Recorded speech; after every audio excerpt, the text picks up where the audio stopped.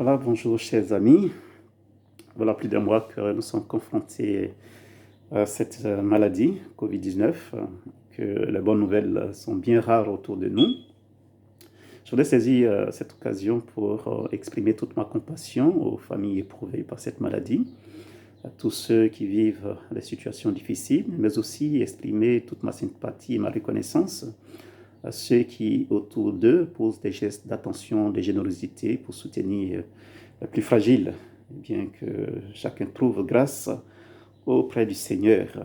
Eh bien, aujourd'hui, moi, j'ai une bonne nouvelle à partager avec vous, une très bonne nouvelle. Eh bien, c'est la résurrection de Jésus, la résurrection de notre Seigneur. Et j'ai envie de crier Alléluia, Amen. En tout cas, joyeux fête à toutes et à tous. Et je voudrais également méditer avec vous l'évangile qui nous est proposé et qui est tiré de Saint Jean au chapitre 20, du verset 1 au verset 9. Et ce texte fait écho de l'attitude de 3 disciples qui seront témoins du tombeau vide, témoins de la résurrection du Seigneur, qui est au cœur de la foi chrétienne. Et c'est un événement inédit, un événement inexplicable, un événement incompréhensible, voire mystérieux. Jésus, il est ressuscité. Jésus est sorti victorieux du tombeau. Alors, je voudrais parcourir avec vous l'attitude de ces 3 disciples que sont Marie-Madeleine, Pierre et Jean. Vous voyez, Jésus est mort le vendredi, donc c'est la veille du sabbat, et donc il n'est pas permis de garder les corps. Donc rapidement, le corps de Jésus va être enveloppé d'un linceul et posé dans le tombeau vide. Et il fallait attendre donc la fin du sabbat, qui coïncidait même avec la Pâque juive, pour faire la toilette mortuaire. Et voilà qu'au premier jour de la semaine, comme nous dit le texte, Marie-Madeleine va se lever tôt le matin et va aller rapidement au tombeau. On peut se poser la question, mais pourquoi n'a-t-elle pas attendu le lever du jour pour y aller? Eh bien, Marie-Madeleine voudrait se retrouver seule avec le corps de Jésus-Christ. C'est incroyable, hein? Voilà. Parce que vous savez aussi que Marie-Madeleine est proche de Jésus. À maintes reprises, elle a posé des actes d'amour, d'attention à l'égard de Jésus. Et donc, Marie-Madeleine aime bien Jésus. Elle souffre de sa mort et elle souffre de sa disparition. Et c'est pour cela qu'elle brave l'obscurité, les ténèbres, elle brave la peur des soldats, voilà. Elle brave tout cela, eh bien, pour aller seule au tombeau. Elle n'a même pas attendu les autres femmes. Elle va au tombeau. Et je crois qu'il y a quelque chose à retenir donc de l'attitude de Marie-Madeleine. Voilà. Son action, son attitude est une attitude d'amour sans limite, d'amour sans calcul à l'égard de Jésus, d'un amour sans intérêt, d'un amour reconnaissant, d'un amour sans réserve à l'égard de Jésus, qu'elle aime. Voyez? Et en la matière, Marie-Madeleine représente ainsi pour nous la figure de l'amour. Voyez? Elle représente la figure de l'amour, un amour qui va jusqu'au bout. Elle nous apprend, à travers son attitude, à demeurer dans l'amour, à croire en l'amour, à persévérer dans l'amour, quoi qu'il arrive. Voyez? Et je crois qu'en ces temps de crise sanitaire, eh bien, c'est aussi une attitude qui nous interpelle. On peut même parfois se poser la question, mais Seigneur, où es-tu par rapport à cette crise que nous traversons, par rapport à cette crise que nous vivons? Et Marie-Madeleine nous dit, même dans les épreuves, même dans les douleurs les plus extrêmes, gardez cet amour de Dieu parce que le Seigneur nous aime. Le Seigneur nous aime, voyez. Même quand l'amour devient difficile et que nous désespérons, il ne faut jamais désespérer. Il ne faut jamais démissionner, j'allais dire, de l'amour. Voilà. Alors donc, imitons Marie-Madeleine qui a aimé à la folie et nous rappelle que l'amour supporte tout. L'amour fait confiance et l'amour espère tout, l'amour endure tout. Voyez, voilà, c'est que Marie-Madeleine peut nous enseigner à travers son attitude le jour de Pâques. Le deuxième disciple, eh bien, c'est Jean. Donc Marie-Madeleine rapporte les faits constatés donc, aux disciples et Pierre et Jean vont aussi se rendre au tombeau. Certainement, voilà, pour aussi vérifier les formations de Marie-Madeleine. Et c'est vrai que le corps de Jésus a disparu. Et l'Évangile nous dit que Jean courut plus vite que Pierre, certainement avec sa fougue, avec son énergie, et puis toute sa jeunesse, et puis aussi par son amour aussi pour Jésus. Donc Jean arrive au tombeau, mais il n'entre pas, il attend Pierre. Pierre qui entre, qui constate, et après, Jean également qui entre. Et que voit-il? Eh bien, le linceul et le suaire mis de côté. Et l'Évangile nous dit que Jean vit et il crut. Voir et croire. Voilà l'expérience de Jean. Jean voit et il croit. Que voit-il?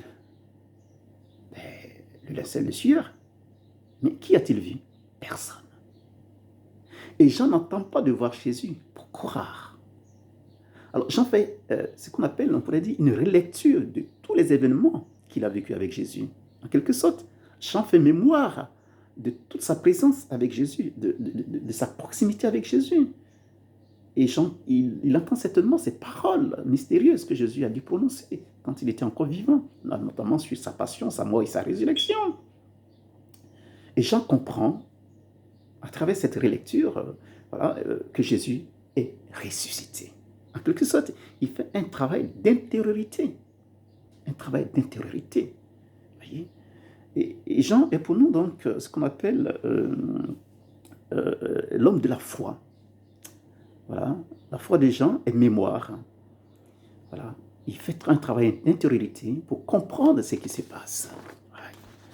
Eh bien, Jean incarne cette attitude de la foi qui ne repose pas sur des démonstrations mathématiques. Quand on sait qu'une semaine après, Thomas dira plutôt je vais voir, si je ne vois pas les clous, si je ne vois pas les marques, je n'y croirai pas. Jean n'a pas attendu de voir Jésus pour croire. Jean a cru parce qu'il a vu le linceul, parce qu'il a vu le suaire. Et parce qu'il a fait un travail d'intériorité, un travail de relecture de ce que Jésus a enseigné. Il croit. Il croit. Voyez. Eh bien, frères et sœurs, Jean nous enseigne donc la foi. La foi comme un abandon. La foi comme une confiance en Dieu. La foi en la résurrection de notre Seigneur Jésus-Christ, qui ouvre aussi pour chacun de nous, j'allais dire, cette espérance en la résurrection. Oui. Le Christ est ressuscité, et parce que le Christ est ressuscité, nous aussi, nous ressusciterons avec lui. Oui. Et enfin, le troisième, c'est Pierre. Pierre qui est entré, qui a vu, et qui n'a pas compris. Parce qu'il n'a pas compris. Et pourquoi Pierre n'a pas compris? Mais parce que Pierre est encore dans une attitude de remords. De remords parce qu'il a renié le Seigneur par 3 fois. Pierre est aveuglé par son reniement. Et donc, il ne peut pas comprendre à l'instant T ce qui s'est passé. Vous voyez? Pierre ne pouvait pas comprendre. Mais ce qui est intéressant dans l'attitude de Pierre, c'est que Pierre est dans l'espérance. Pierre est dans l'espérance. Pierre se projette. Pierre fait confiance en la miséricorde de Dieu. Pierre, qui a vécu un moment difficile par son reniement, donc qui est complètement replié sur lui-même, mais il a confiance. Il espère en l'amour de Dieu. Et je crois que c'est ce que nous enseigne aussi l'attitude de Pierre. Eh bien, frères et sœurs, donc à travers ces 3 attitudes, nous pouvons comprendre que tous nous sommes invités à vivre dans cet amour de Dieu qui se renouvelle chaque jour, chaque instant, à vivre dans la confiance au Seigneur et à vivre dans cette espérance. Le Christ ressuscité est vraiment ressuscité, alléluia. Et en ce matin de Pâques, je voudrais tout simplement, comme des sentinelles, que nous puissions suivre les pas de Marie-Madeleine, que nous puissions suivre les pas de Pierre et de Jean, qui ont couru jusqu'au tombeau ouvert, et que nous puissions aussi crier, dire cette annonce, faire cette annonce que le Christ est vainqueur du monde, vainqueur de la méchanceté, vainqueur de l'humiliation, vainqueur de tout ce qu'il lui a fait subir, le mal en quelque sorte. Jésus, par sa résurrection, est vainqueur de tout cela. Voyez? Et que ceux qui l'aiment, ceux qui croient en lui, ceux qui espèrent en lui et partagent